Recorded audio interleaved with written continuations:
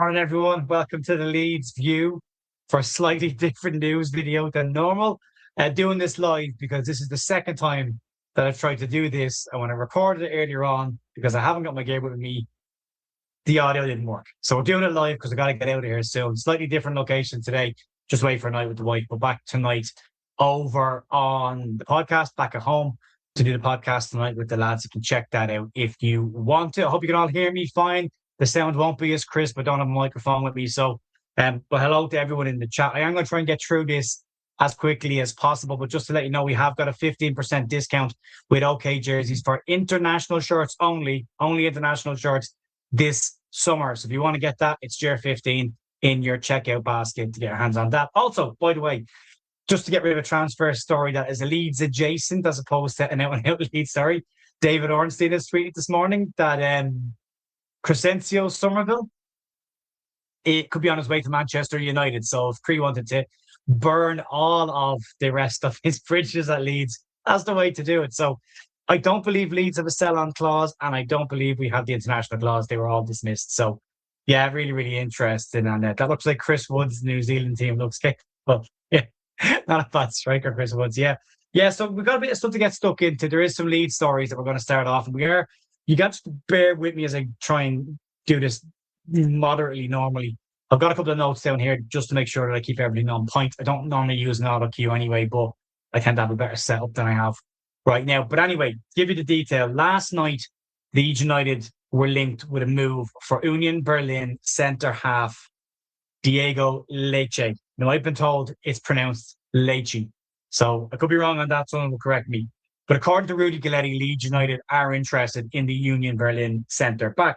Galetti's got a really strong track record when it comes to transfers, especially when it comes to transfers in Central Europe. So that's why this is probably a little bit stronger than the normal rumour mill territory that we tend to find ourselves in. Galetti tweeted the following, so I'm just going to read this to you real quick. This was his tweet.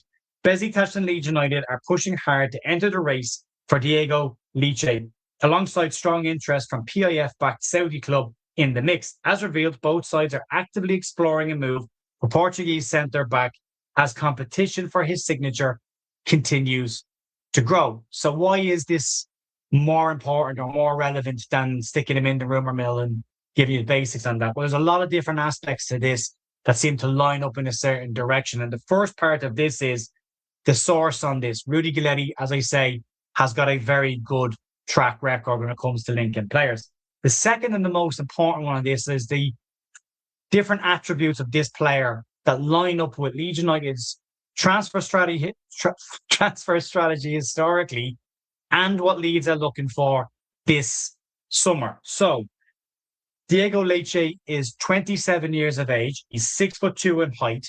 He is a left-footed centre half. And more importantly, at the end of this month, he becomes a free agent. So you put that together, what Leeds tend to look for, 27, 28 years of age, over 6 foot in height, decent ball playing centre back in the last year of your contract or free. So there's that. Style-wise, he is described as a very technical centre half, very comfortable on the ball, good passing centre half. When you look at his passing statistics, specifically his long-range passes out from the back, he ranks in and around the top end of the top 5 European leagues. So there's quality here. He's a Portuguese centre-back as well, so he's a decent footballer. The free element of this is really interesting because we've been saying this for weeks. If Leeds were to allow Pascal Struijk to go, it doesn't make sense unless they can either bring in equal to or better quality for less than the amount of money they'd likely receive for him, or roughly around that. And that's where Leite ticks a lot of those boxes. Similar profile to Pascal Struijk, doesn't score huge amounts of goals from set play. Neither does Pascal Struijk, well, last season anyway. So there is that part of it there. The free element would mean if Leeds were to sell Pascal Struijk, which is still a very big if right now. All the reports are that Leeds want to make sure they keep hold of Pascal Struijk. So if you say Leite, not Leite, it means milk in English. Great. Thanks, Andrew. Appreciate that. But yes, that's why this is interesting. Similar profile, will cost nothing. If Leeds were to sell Struijk, that's money in the bank, money that can be spent. The other interesting part about this is Leeds have been linked with Danilo Doki for months. They're coming to Leeds. Right-footed centre-back was seeing his contract out. And Leitchie's done the exact same thing at Union Berlin. He has wound down his contract to get the move that he wants. If you look at the clubs that are interested in him, if a Saudi Pro League club with PIF-backed funding is interested, they can obviously put a far more lucrative contract on the table. Besiktas can offer him probably first-team football in Turkey. But if he's ambitious at 27 years of age and he wants to test himself in the Premier League, then Leeds maybe comes into the equation that way. So, as I say, if you look at how this fits, technically it fits, positionally it fits, financially it fits, tends to be what Leeds go for. The other side to this as well is he did play with Brendan Aronson at Union Berlin in the 23-24 season. So he would have someone to speak to about moving to Leeds United, which he might not have with the other clubs. So that's the interesting one. The sell-on clause, Sam on Craig covered at the very start of the video. I don't believe we do. But there you go. Right, so that's Slate G. It's an interesting one. Definitely one worth keeping our eyes on. Let's have a very quick chat about Harry Wilson, because I know everyone's getting sick of talking about Harry Wilson. I know I am. According to Wales Online today, they claim the Leeds United are now the favourites to sign Harry Wilson. And the reason for that, they reckon, is because of the fact that Leeds had an agreement in place last summer, and they fully expect him to leave Fulham this year. And they think Leeds are the right one. It's an interesting written piece because they talk about Leeds being favourites and then they make up reasons as to why Leeds are the reason. They're not overly concrete reasons. The ones that are more concrete, the Leeds link, there's a lot of online chatter that is far more confident in this deal being done than the legacy media or out-and-out journalists or transfer gurus or whatever you want to put it at this moment in time. I won't believe this until I see Harry Wilson in the Leeds shirt, because it's a free transfer. If this was like a player you were bidding for, you would have all the different various steps that would be public. You don't get that with a free transfer. So until you see him in a Leeds shirt, I don't know. I'd like him. Think he fits the bill, but there is that. Some dates for your calendar now. So Leeds have released some key dates this morning that people might want to have a good look at. So the Premier League season kickoff dates are going to be announced this Friday, the 19th of June. I think this Friday is the 19th. It is.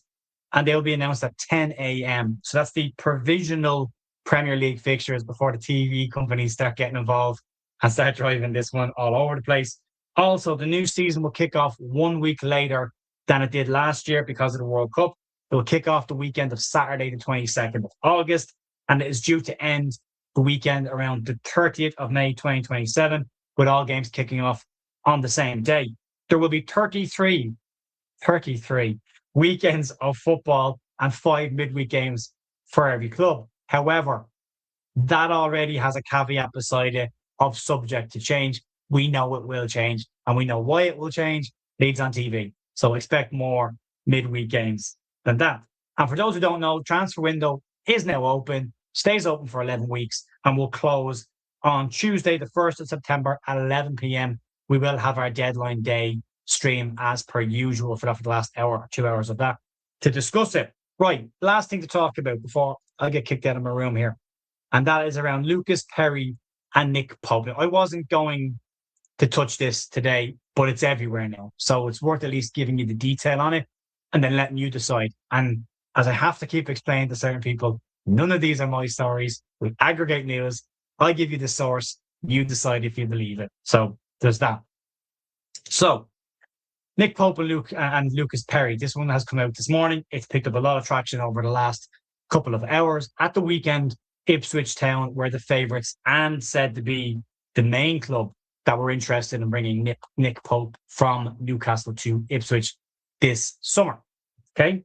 He's from Ipswich. He'd be first choice, seemed cut and dry. However, as of today, this is picking up pace. And I don't think it's from an overly credible source. But again, I'll give you the detail. According to former Everton chief Keith Winnes, he believes Leeds United are now the favourites to sign Nick Pope and will sign Nick Pope. When he was speaking on Inside Track podcast, he said this, and I'll read this to you. These are favourites, but I think they're going to have to sell Perri, who hasn't been great success as well. He might go somewhere for around 10 or 12 million pounds. And if they can get that, it will be a good deal for them. And I think it will be one that Pope is the one that would come in. There is interest from Ipswich, and that is close, but I do expect him to end up at Leeds. I think that would be a good one for Leeds to get him in there. To me, he would strengthen that position. Now, that's his... Someone's asking there, I understand Leeds can't sign or sell anyone until July 1st. Not true. They can do whatever they want. They just can't have the deals in until their contract expired. Window's open right now. They can sign players right now. So, not the case. So on this one, the Nick Pope one, the interesting part about what he has said is 10 to 12 million pound is the rumoured fee. I think it was Besiktas or maybe Fenerbahce that were trying to buy Perri in January. That's the fee. Leeds, I think, bought him 15 million, depending on what Leeds have put down up front. Leeds could break even on this or make a few quid on it, nothing much. Pope was rumoured to cost around 6 million quid. There's the interest in Ipswich being close. They were the favourites of the weekend to get him. And I don't know about this one. I genuinely don't know. He's 34 years of age. I don't see him as necessarily an upgrade in what we've got. And I don't think it's a goalkeeper that you're buying looking longer term to the future. The other part about this as well is the language that he's used. He's very definitive on this. He's saying it will happen. It definitely will. We spoke to Adam Pope last week on the podcast, and Adam Pope said it. If Leeds are getting a goalkeeper, Leeds have to go and buy an elite level goalkeeper. And I don't know if I would classify Nick Pope anymore as an elite level goalkeeper. At one point in time, very strong goalkeeper in the Premier League. Absolutely no doubt. Was one of the best goalkeepers in the league. Has had 2 tricky years. And the interesting bit on this as well is this isn't like Leeds going out and trying to buy a goalkeeper that is at another club as first choice. Like last season with Perri, we went to Lyon, bought their first choice goalkeeper. We tried to buy Milinkovic-Savic. He was a first choice goalkeeper. The interesting thing with Pope is Newcastle have been buying goalkeepers for the last 2 years and are still expected to buy another one. They brought in Ramsdale last year as competition or to replace Pope, which happened.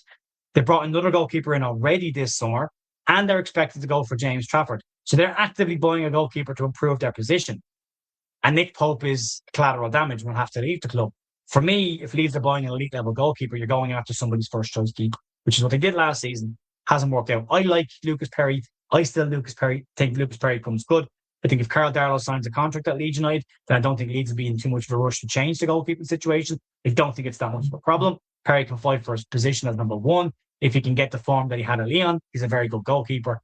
But we'll have to wait and see. But yeah, there's an awful lot. People are asking about James Trafford as well, 25 million quid. It's a lot of change for a goalkeeper when you're on a limited enough budget, but it is an important position if they decide to move for it. If Darlow doesn't sign a new deal, then you go, is Nick Pope the answer for me? Probably not. Probably not. So there you go. Vision News Live this morning. Sorry about the format, but back to normal tonight with the podcast. Myself and the lads to have a bit of chat about what's going on with Leeds this week. We'll see if anything else comes out in the meantime. And then we will also talk about the new rules, the new rule changes of the Premier League or the World Cup that will leak into the Premier League and see what people think about that. But yeah, appreciate you all joining me this morning. Again, sorry about the format. I'll talk to you soon. See you later. Bye.